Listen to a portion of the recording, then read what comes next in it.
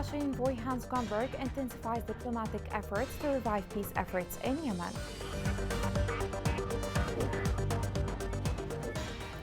On the International Day of the Victims of Enforced Disappearances, symposium in Taiz calls on Houthis to release all detainees. Malnutrition continues to plague Yemeni children nationwide.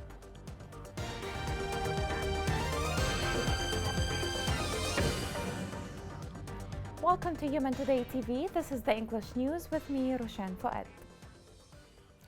The UN Special Envoy Hans Grunberg has intensified his diplomatic efforts to revive truce in Yemen. After a one-day visit to Cairo and meeting with the Egyptian officials, Grunberg flew to the interim capital Aden and met with the head of the Presidential Council. The Fong report has more on this.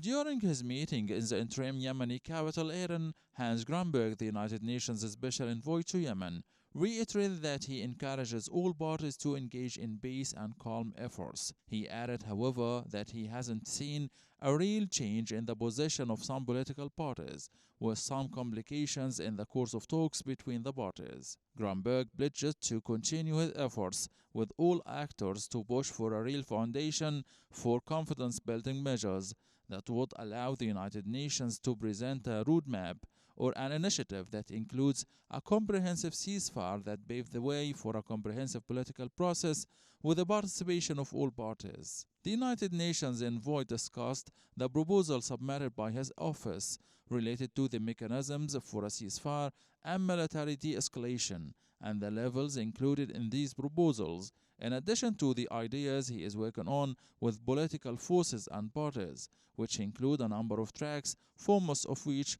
are the economic and humanitarian files. Yemen's top United Nations official cautioned that unless warring groups negotiate an updated ceasefire agreement, the Arab world's poorest country would remain a conflict zone. He warned that the situation in Yemen is precarious almost a year after the Yemeni government and the Iranian-backed Houthi rebels failed to renew a United Nations brokered ceasefire. Grunberg warned that an all-out war may resume at any time, and the situation remains fragile and will remain fragile until reaching an agreement that offers a ceasefire agreement.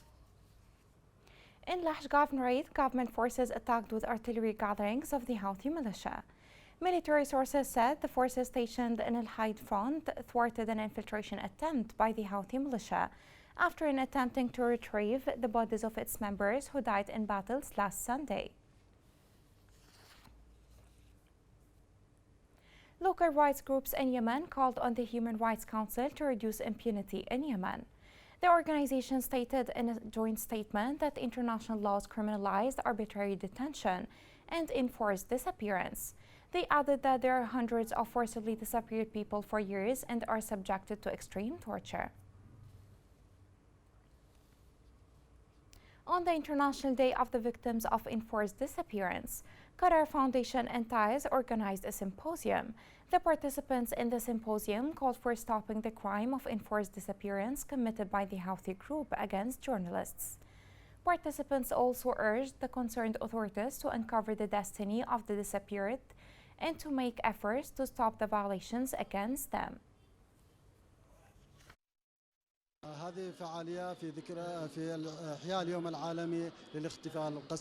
Today we mark the International Day for the forcibly disappeared persons. Many of the Yemeni journalists have been subjected to the forced disappearance due to the wars and conflicts. These conditions have greatly affected the journalists and citizens as well in Yemen. The forced disappearance is a horrible crime and we demand the justice for the victims and the families. There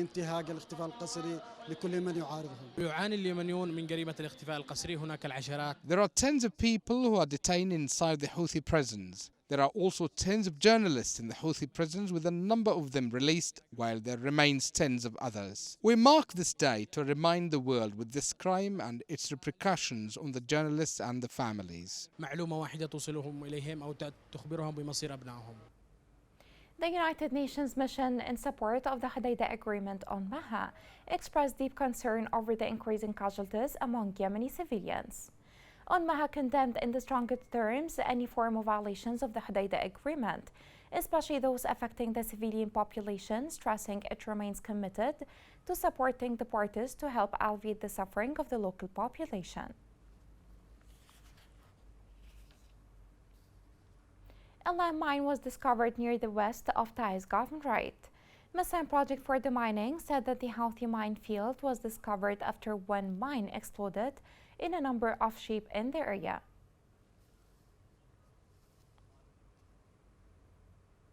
Violent clashes erupted between a security faction affiliated with the Houthi militia and tribal groups in the Jawf Governorate.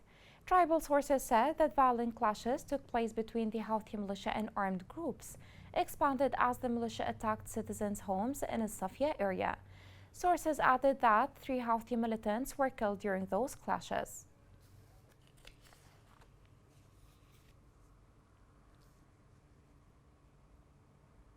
Malnutrition continues to plague Yemeni children nationwide. To make things worse, the World Food Programme announced reductions in international aid due to funding crisis. The Fund report has more details.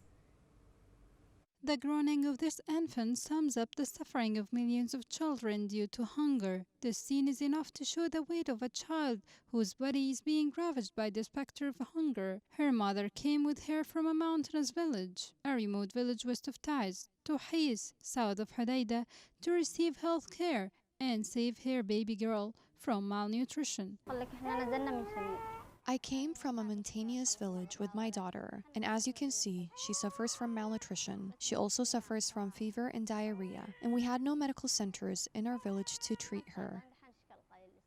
In Hodeidah, the malnutrition department at Hais Rural Hospital receives dozens of children suffering from acute and severe malnutrition every month. Amid an increasing number of infected people, in conjunction with organizations reducing support and the majority of them withdrawing from health facilities in the south of the governorate. The beds of the department at Hais Hospital are full of children suffering from malnutrition and somebody who are exhausted by hunger and disease. Barely they are able to swallow several liters of rationed milk, which was provided by humanitarian aid. Malnutrition has become a problem and a ghost that haunts children and their tiny bodies. We receive in 1 month more than 30 to 40 cases. We give them the required treatment, and their state becomes usually stable. They come from Hais, Maqbana, and other villages close to Taz, and most of them are displaced. We wish the condition of the center to become better. The cycle of war and poverty expands in the country, and cases of acute malnutrition increase with them. The health situation has become critical in Hodeidah and its remote areas, especially with organizations reducing support significantly and the withdrawal of some of them from malnutrition sections. Millions of Yemeni families are struggling to save their children from the specter of famine, like this mother who is doing everything she can to save her children who are suffering from malnutrition and the danger of death. Children in Yemen are paying the heaviest price due to the ongoing war. This made millions of children suffer from malnutrition as the war destroyed the country's economy, infrastructure, and water system.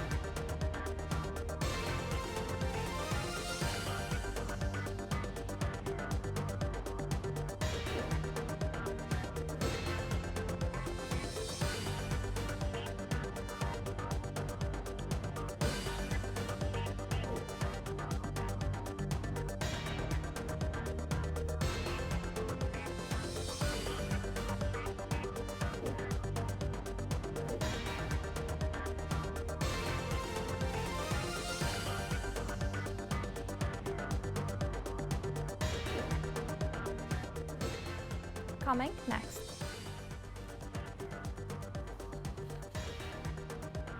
In Mahra Governorate, witnesses repeated power outages amid hot summer.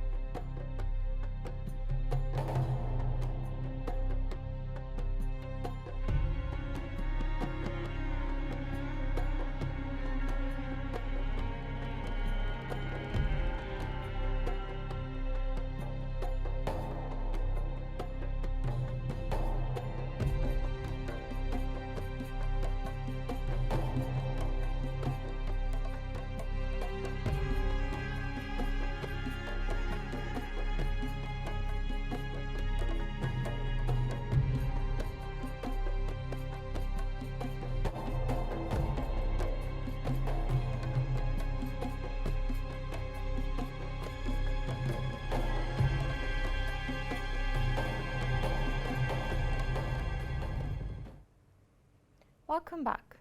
The school year has begun in the liberated areas amid difficult humanitarian situation.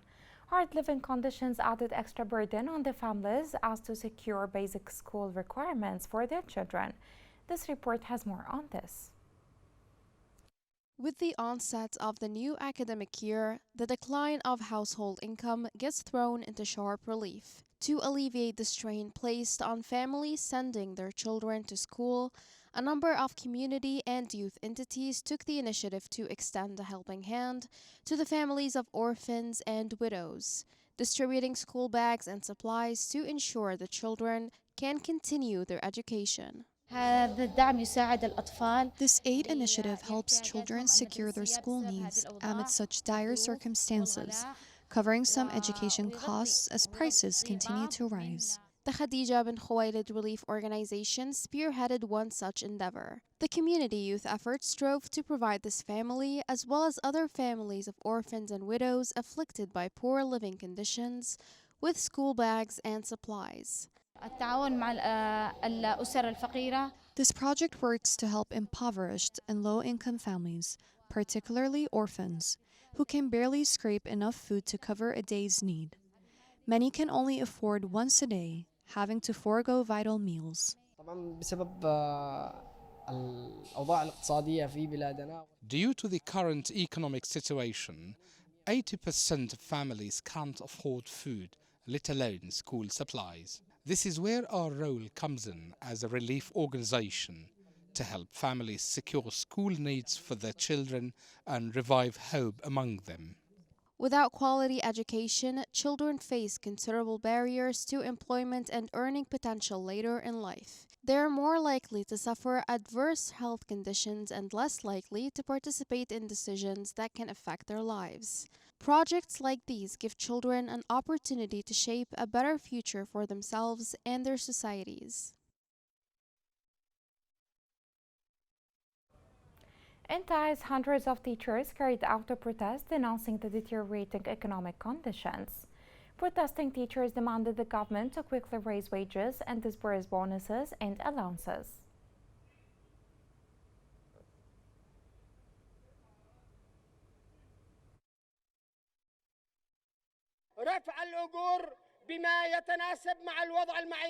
We demand the raise of our salaries to be as equal to the economic condition in which we live today. We also demand the payment of our bonuses and financial settlement in full and retroactive way. We urge the government for full payment of our delayed salaries. If our demands are not met, we will continue our total strike and will consider more escalatory steps.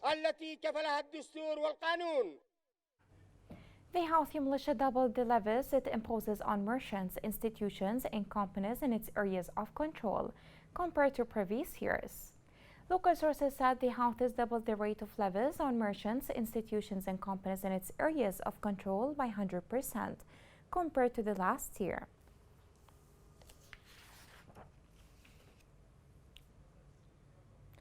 In Mahra Electricity Corporation said the interruption of service for long hours is due to the scarcity of fuel reaching the generation stations. The corporation added that the local authority is unable to purchase diesel due to the accumulation of debt. This report has more details. Several parts of Yemen witness widespread power outages. According to reports, there is a lack of gasoline which is causing the outages. Authorities indicate that at least 80% of power plants are not functional. There is a continuous and daily power outage in Al-Mahra. Recently, these power cuts doubled, even though the governorate did not experience any problems with power outages before, even in the summer season. Due to the continuous and daily outages of electricity in Al-Mahra, electric generators have spread everywhere. Citizens have endured long periods of suffering on a daily basis as a result of the deterioration of the electricity services. We suffer a lot. There is constant electricity cut. There is no diesel and it's expensive to get.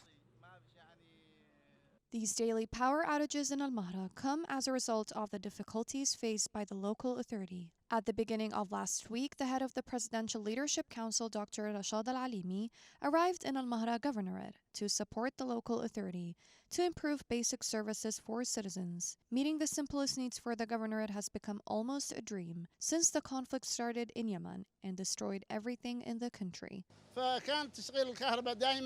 Electricity cuts have been repeated in the governorate, and also there is no support from organizations anymore. Their support helped us, but now we barely get any help and we don't have electricity. The power cuts has disrupted daily living and exacerbated the problems of the hot weather of summer months. The electricity cuts in Yemen endanger the elderly and those with specific health conditions.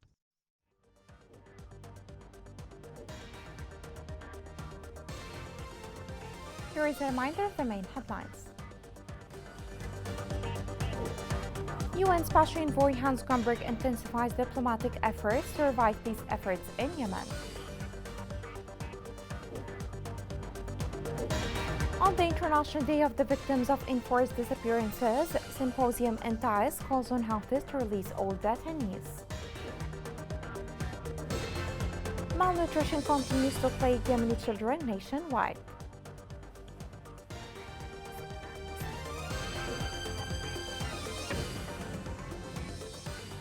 This is the end of the news. It was Roshan Fouad. Thank you for watching.